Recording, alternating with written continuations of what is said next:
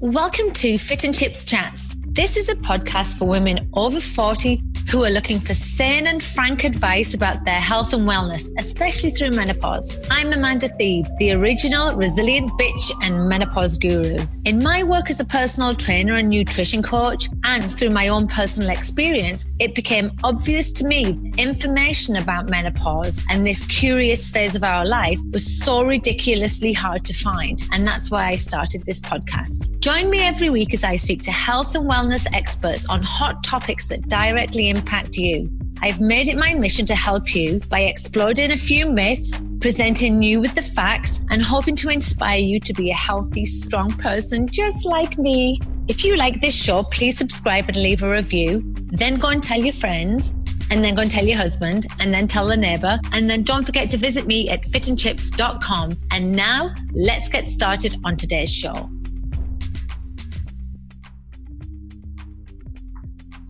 Hi, everybody. Welcome back to this week's episode of Fit and Chips Chats. This week on the show, I have Jane Simpson. Jane has had her own private practice for 22 years. She is a pelvic floor expert. She treats patients with all forms of incontinence and pelvic floor dysfunction.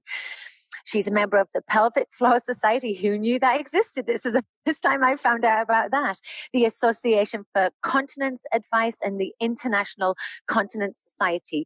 And we're going to talk about her first book. She's hoping to spread the word about the pelvic floor. The book is called The Pelvic Floor Bible, Everything You Need to Know to Prevent and Cure Problems at Every Stage of Your Life. Welcome to the show, Jen. Hello, Amanda. Can you hear me? I can hear you fine, loud and clear. So it's okay. Great. It's great to have you on the show. So let's get started. So you say in your book there are an estimated 200 million people around the world that suffer from some form of urinary incontinence. And is that, of that number, do you think that more women than men suffer from incontinence? Yes, absolutely. At least twice as many, mainly because women have babies. And we also suffer the menopause, which causes vaginal atrophy and all sorts of things which can make problems worse. Men in general don't have pelvic floor dysfunction until they have some form of prostate issue, possibly having prostate surgery. So there's much less chance, as men aren't having babies, that they are going to suffer with pelvic floor dysfunction. It's very much more common in women, and it's a very, very underreported and a terribly taboo subject still, which is why I've written my book in a hope that we make this a normal mainstream thing, like going to the gym, doing yoga, doing Pilates, keeping fit. Pelvic floor exercises and strengthening muscles should be the same. So, you were just saying that it's very embarrassing and very taboo. And I also think that there's this perception, and so I think even I had that perception maybe 5 years ago before I went through menopause completely, that incontinence issues happen to old people.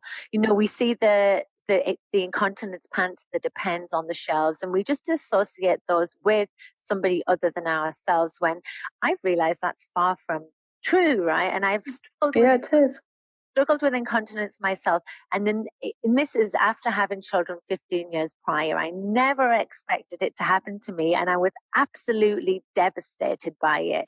So why do you think that we have this perception of incontinence only being about old people? What is it about, like, the way that we talk about the whole incontinence problem? I think that we just haven't talked about it. I think that there is a thought that our pelvic floor muscles or our pelvic floor, you can't see it. It's sort of hidden away down there. I think that we are struggling with the rigors of everyday life, which makes it very hard to get round to doing something about it. I'm sure a lot of you have got a little thing in a box that you bought a few years ago and have used once or twice, or not at all, or a leaflet on your pelvic floor exercises. And I think the intention is there in us to do our pelvic floor exercises, but I'm not sure what's stopping us. We just need to make pelvic floor dysfunction, which is such a common condition, talked about and part of our daily life. I just don't get why strong and well-functioning pelvic floor muscles, which should be really important to us, just like everything else, have always been sort of a bit taboo. And I think it's probably that we just think, well, I've had a baby, so what do I expect? This is normal. But it isn't normal, and it's very curable. Which is great to hear. And that's what the one thing I want women to, as mainly women, listen to the show, that things like this can be preventable and curable. And so let's talk about the pelvic floor itself, and let's talk about the type of issues that women might struggle with their pelvic floor, because it's not such a straightforward subject topic. And I know from myself, from the fitness industry and the anatomy and physiology side, that the pelvic floor doesn't work in isolation. It works together with other parts of the internal core system. And so can we just talk about the type of things that you see and the type of dysfunctions that you see? Absolutely. And I suppose the commonest thing is stress incontinence, when you sneeze or cough or laugh or jump. And certainly I think most menopausal women would be slightly terrified of the trampoline or the skipping rope. But I think that's possibly the most common thing. And it's something that women will say, well, it only happens, if I do a big sneeze with a full bladder, so that's okay, isn't it? And it jolly well isn't okay. I think the second, possibly most common thing is overactive bladder. So it's the standing on your doorstep, absolutely desperate, legs crossed, trying to get the key in the door, racing to the toilet before disaster strikes, trying to get your knickers down before you've wet yourself. And again, people are sort of putting up with that as though that's, it happens occasionally. But actually it happens to a lot of people when they literally see their front door. They're at the bottom of the street and they can see their front door and they're thinking, oh my God, will I ever make it to the house? Yeah, I've heard that talked about here as the urinary urge incontinence. I don't know if it's that's right in the UK. Okay, right, but that's so urge incontinence or the overactive bladder. They are one and the same little horror, and definitely I think happen possibly a little bit more when you get towards menopause, as you start to have less estrogen in the vagina and the tissues are thinning, and you get this urgency problem slightly more. And the next sort of thing on my list has to be prolapse. I think vaginal prolapse is massive, and at least 50% of us who've had kids probably got a degree of vaginal prolapse. If it's first degree, you probably don't even know it's there.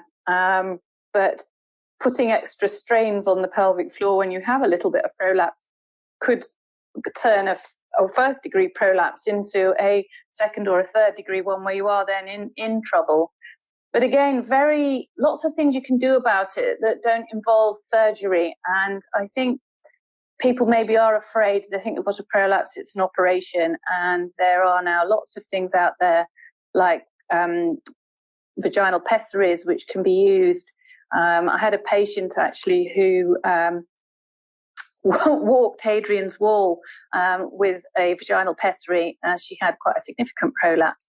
So it's about empowering women to be able to help themselves with various bits of equipment, obviously the ultimate goal is that your pelvic floor gets so strong that you don't need bits of equipment. But if you do, you should be able to know about them so you don't have to suffer in silence anymore.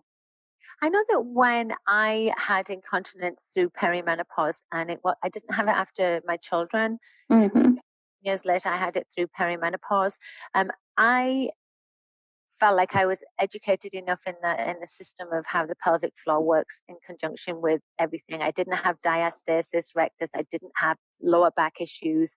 My diaphragm was working fine. Everything was working fine, but something was stopping me. And actually I had stress incontinence. And I remember going for a run in the hills of Scotland. I was home. And I was visiting my husband's parents, and I was running down the hill, and I looked down and I drenched myself, and I didn't even know it had happened. I was absolutely horrified, and I couldn't work out why it had happened. I ended up, at the time I was living in Toronto, and when I went back, I went to see a pelvic health physiotherapist.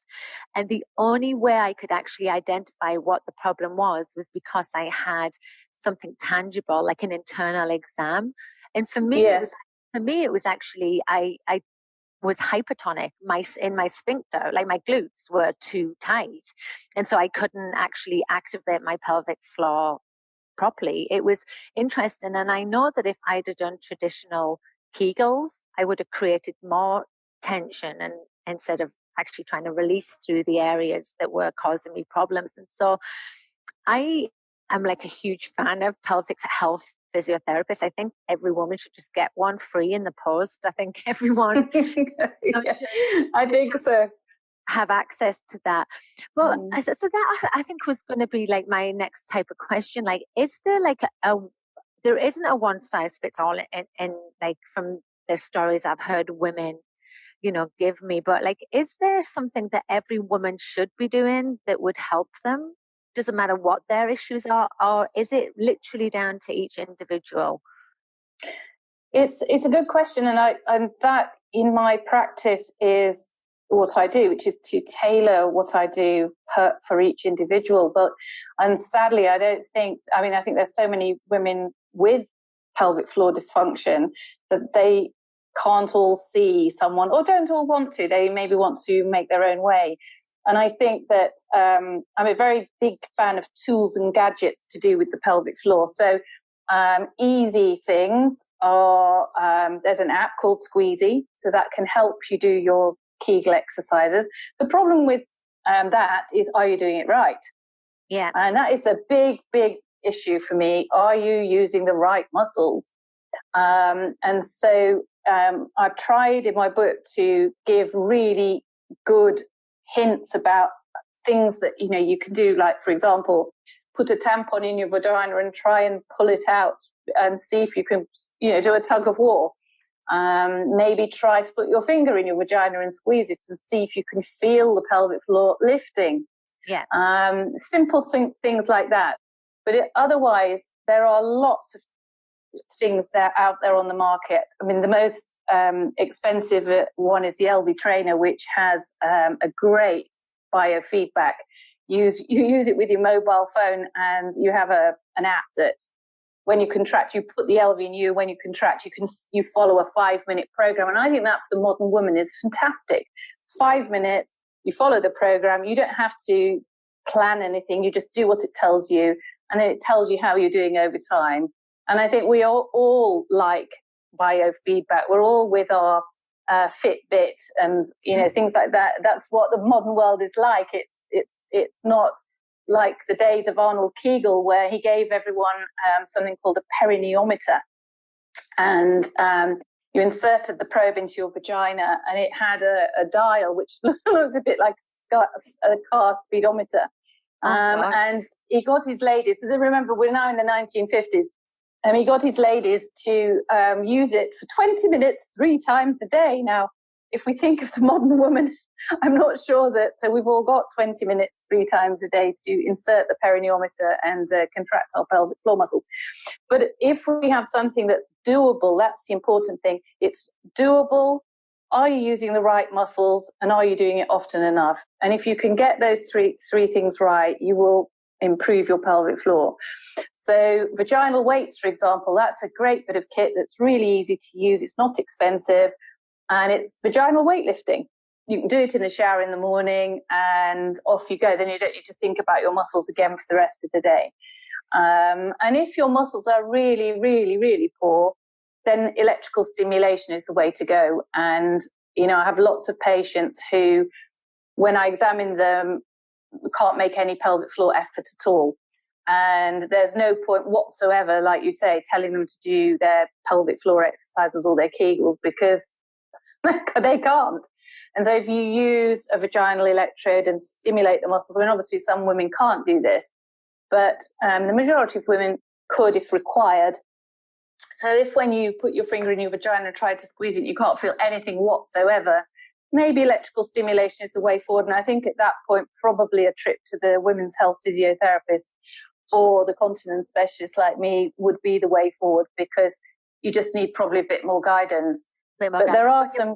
But you're saying the things that women can do on their own before, because, and I mean, I'm here in the United States, and actually having access to a pelvic health physiotherapist isn't within everybody's reach purely because of insurance purposes.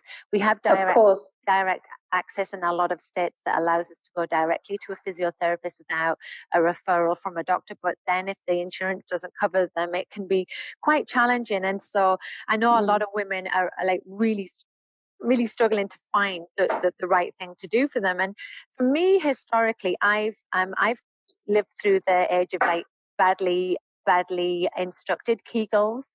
That, you know, we went through a phase of telling women to overly clench our pelvic floor. That was particularly in the United States. And then also my other question was, with the vaginal weights, do you think that are they appropriate for everybody? Is that the type of thing that everybody should use? Because I have heard conflicting advice from those. Like, for example, in my situation where I was hypertonic, where I had too much tension, I was told that vaginal weights would actually be the worst thing for me. I actually needed to learn how to relax again. Yes, no, if that's the situation, of course. Yeah. And really, vaginal weights are good for someone whose pelvic floor is a little bit weak. Obviously they won't work if you have a prolapse, particularly a uterine prolapse, because they just then pushed out. Pressure. But I think what I'm trying to say is that everything has a place. Okay. And, there are little bits of kit out there that aren't, going to break the bank that would be helpful to some women. So at least we do have choice. The problem is, have you got the right thing for you? But at least if you're doing something, that's better than nothing. I have to say that, like, when I was given exercises to do, and I'm an exercise professional, it's what I do, I live on. It literally would be the last thing I wanted to do, because I think the problem with pelvic floor exercises is they're boring. And they require you to actually focus on something that's very intrinsic and internal, and it's not like doing a deadlift or doing some squats where you get gratification.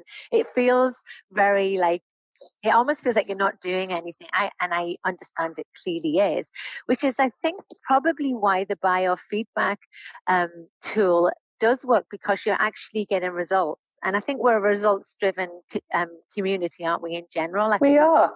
We all want to win. That's right. And actually, I had two ladies who were doing that, the biofeedback thing, and they were great friends. And I didn't know that either of them knew each other, and they'd met for coffee and they'd confided in each other that they'd been to see me. Then they started competing with each other. And whoever had the strongest muscles with their biofeedback had to buy lunch for the other one. And they were such cool girls, and they were both, like my age, and they were, in fact, I think they both had 3 children. They were like 50 something. They were both fit. But they both had stress incontinence, and it was hysterical. They had this competition, and it was great. Where to come up with the final check, and she goes, "Oh, I'm getting this because my vagina's stronger than hers." Yeah. It was true. I mean, it's as true as I'm telling you. It was one of my best stories. And, if we could all be a bit more like that. Obviously, we don't want a sort of world of women competing with each other on London Underground. But I think we if we can, we just need to sort of embrace it somehow. And it's weird that we don't. I mean, we were never, ever going to leave the house without cleaning our teeth. So why would you not do your pelvic floor exercises if you've got stress incontinence, or you can't make it to the front door before you're wetting yourself? I mean, it's quite weird that we'll put up with that when it's so easily fixed. And I think if we associate it to our teeth cleaning, and every time you're cleaning your teeth, you're doing your pelvic floor exercises, we would have a world of stronger pelvic floor muscles. Yeah, and I think that you've hit the nail on the head. Like, why do we put up with it, right? And I was saying to you before we started recording that, I often get asked to promote products and etc. And it's just not something I enjoy doing. But the amount, easily every week I get 3 or 4 emails from people selling products for incontinence. And maybe it comes from a place that, to support women as they're going through their treatment. But for me, I don't want to be seen to be promoting this, because I want women to feel empowered to actually go and get help and find a way to sort of like cure what is happening to them, not just to put up with it by having to think, oh, well, today I'll just wear Depends. There has to be something more for women to look forward to than the idea of spending the second half of their life literally in diapers. It's well, exactly. Yeah, and we're going to spend a third of our life in the menopause. Yeah. I mean, if you actually look in a supermarket trolley of older women, quite often they've got sanitary towels in there. Why? They're not having periods. They're using them for incontinence because they're too shy to buying, incontinence pads. And I really think that we have to move away from that, oh, well, just wear a panty liner, to go, well, why am I wearing a panty liner? Why aren't I fixing this problem? Because it is easily fixed. And I think certainly at the menopause, vaginal estrogen is one of my big things. I really do feel that we are lacking in vaginal estrogen, and nobody is, or not enough women are being treated for that problem. So I examine women every day. Sorry. Yeah, let's talk about menopause. Let's talk about what happens in menopause. It would be really good if you could give an explanation of I have talked about this before on the show, but it's just really good for women to sort of be reminded that some things are going to be out of their control. So can you tell us what happens through perimenopause leading up to menopause, as far as I think it's vaginal. I mean, as far as I'm concerned, I mean, obviously we all know the dreaded hot flushes, night sweats, and all the rest of it. But vaginal atrophy can creep up upon us, and interestingly, I think women who aren't having hormone replacement therapy, and as we know, that's only 10% of women still are using HRT, which is a shame. That again is another area of great taboo, and Louise Newsom is a big advocate of trying to make people more aware of the real benefits of it. But I examine women every single day, and particularly women who haven't had a vaginal delivery, maybe had 2 cesarean sections, and I look at them and I see this vaginal atrophy, and I say to them, when was the last time you had intercourse?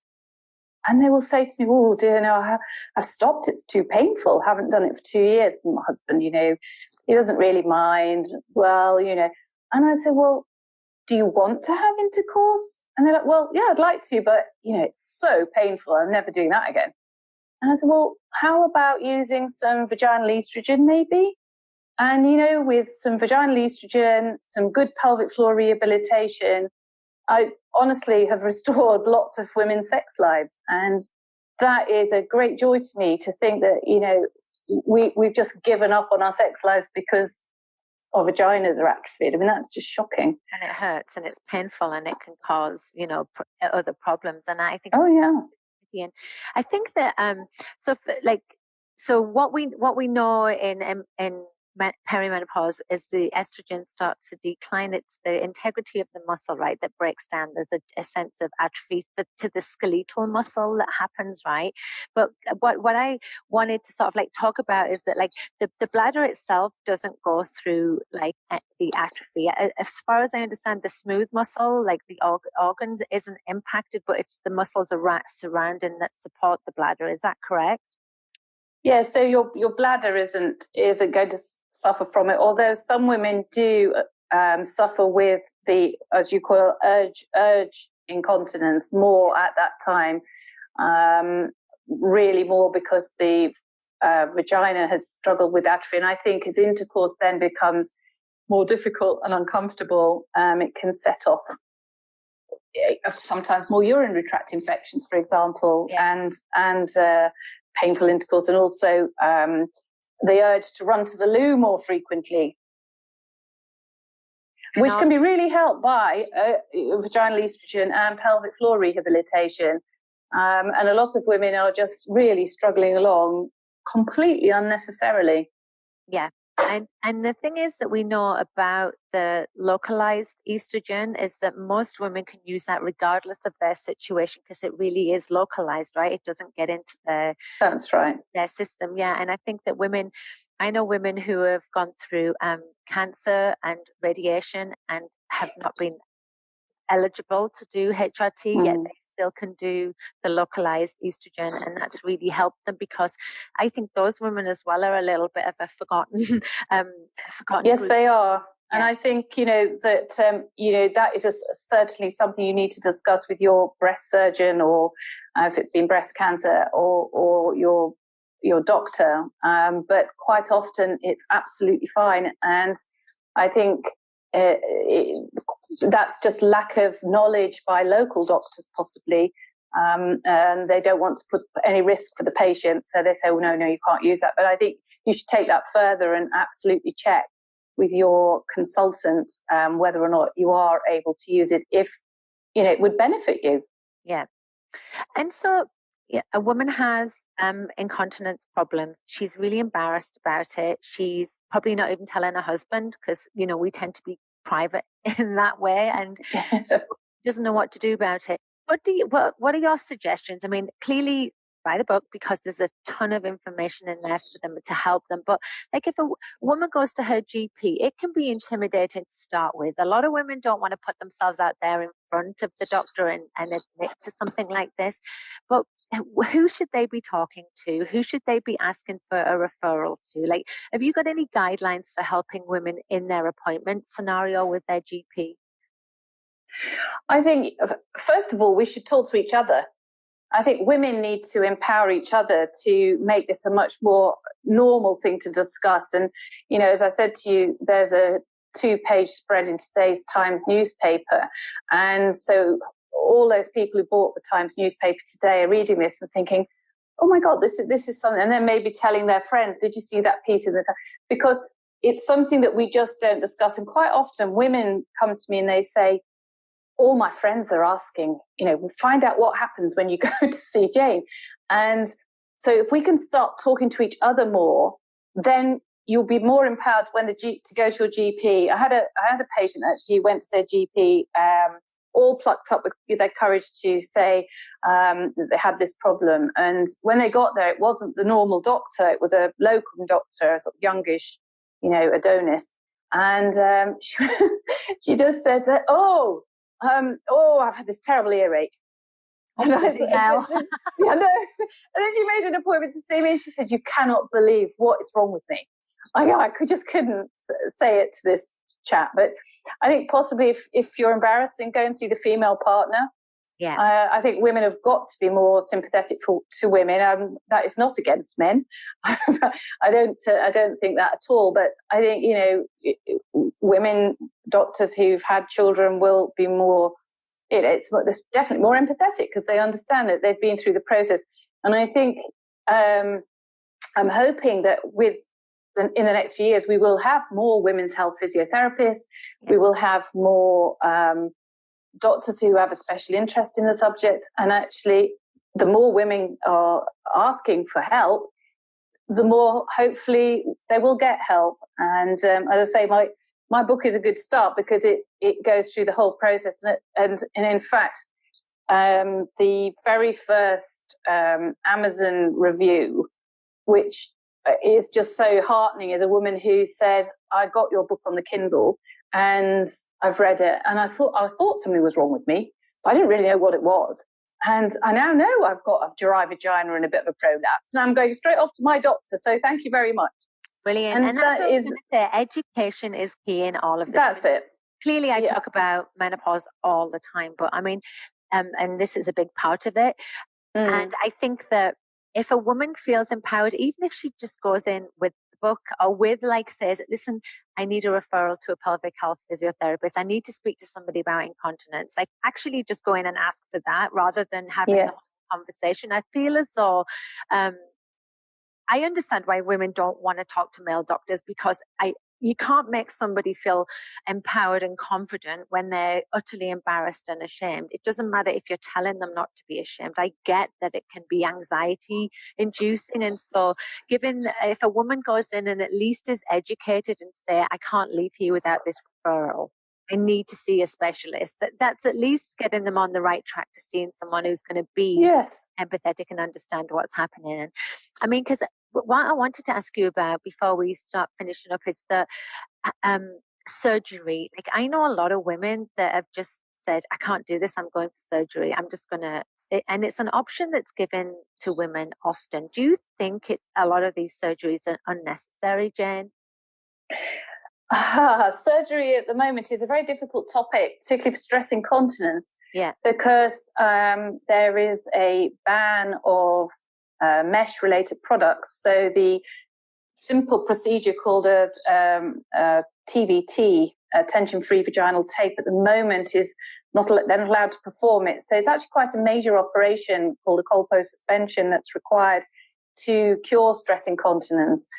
And I think even the surgeons are changing to, if you can, for example, use a pessary, if you have a small prolapse, to allow you to be able to do your exercises or go for a run, or just, one of my patients likes to stand cooking for a long time. And I think we will move away from surgery quite a lot.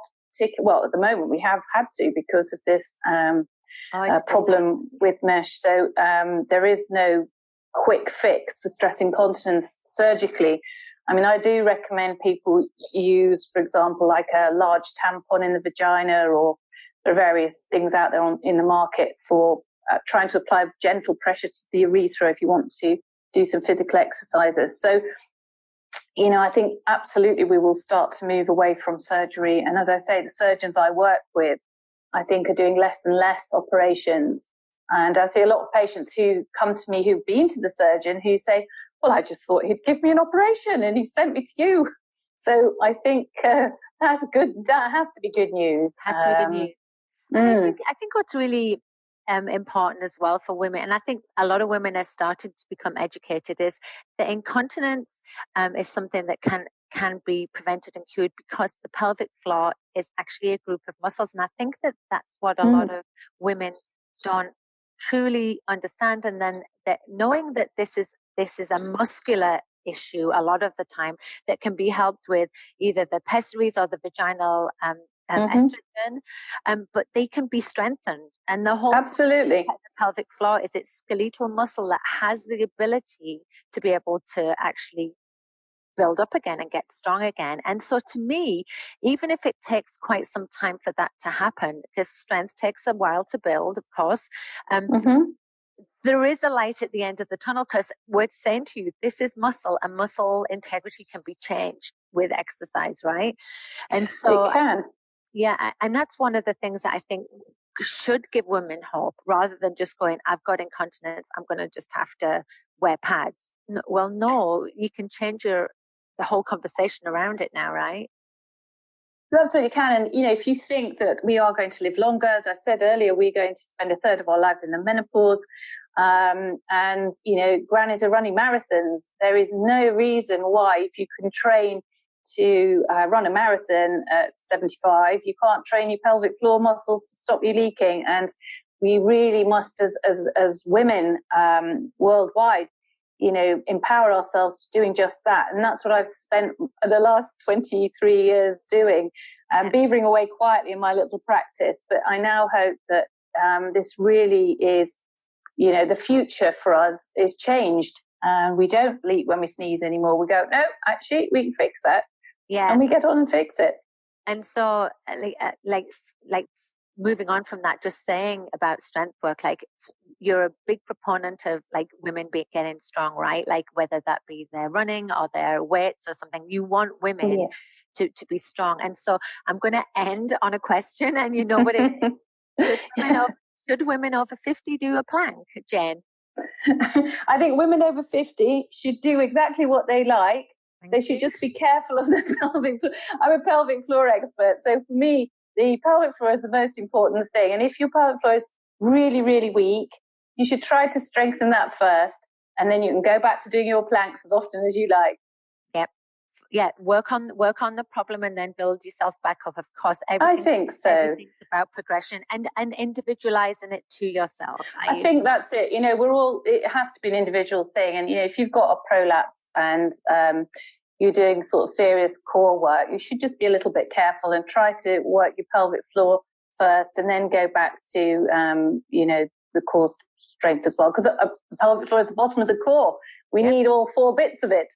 To work properly. Work together. That's great. Yeah. Well, that's right. This was a really great conversation, Jane. I actually can't wait to get my hands on the book. I physically want the book in my hands. And so can you tell us, it's been released now, 30th of May, I believe, in the UK. Is it available here in the US? It's available on Amazon. So I assume so. You can buy it on Amazon. You can buy it on, if you just Google the Pelvic Floor Bible, there are lots and lots of outlets available to purchase it, both on the Kindle and the actual physical book. And the one thing that I really wanted to do with my book is make it not prohibitively expensive. So it is maximum price, £9.99. And I think I was determined that it was going to be something that everyone could afford to buy. Not something that people thought, oh God, well, actually, I won't because it's too expensive. So it's a little paperback. It's not too long. So hopefully it's easy reading. Apparently my friends and patients who've read it say it sounds like me in there. So hopefully, good. You'll get me coming through. Yeah. And I think that's the problem. Like I found when I wrote my menopause book, is that the books I was picking up were dry and too medical, and I didn't have the actual capacity to be able to read it because 1, I have a menopause brain, and 2, who's got the time for that? Just tell me what I need to know. Come on, and in a way I can actually understand it, right? So, Jane, where is your website as well? Could you tell us what your website is? Yeah, so my website is www.thepelvicfloorbible.com. .com. Okay, you're not .co.uk. Okay, that's good to know. .com. Yeah, that's great. I am. And Amanda's been very lovely to talk to you too. Thank you very much for coming on the show. Yep, and keep doing what you're doing, and let's keep the conversation going. Thanks very much, Jane. Thank you, Amanda. Bye. Bye-bye. Thank you for listening to the show. And now I have a quick favor to ask of you. Would you leave me a review? Every time you leave me a review, it helps me get in front of new listeners. It helps me to continue to put out great content and get fabulous guests on the show. And in return for you doing that, I will send you a free gift. I have a 12-week core focus program called Abs on Fire. All you need to do is 2 simple things. 1, leave me a review on iTunes or Google. 2, email me at amanda@fitandchips.com and I'll wing that program over to you. Thanks so much, guys.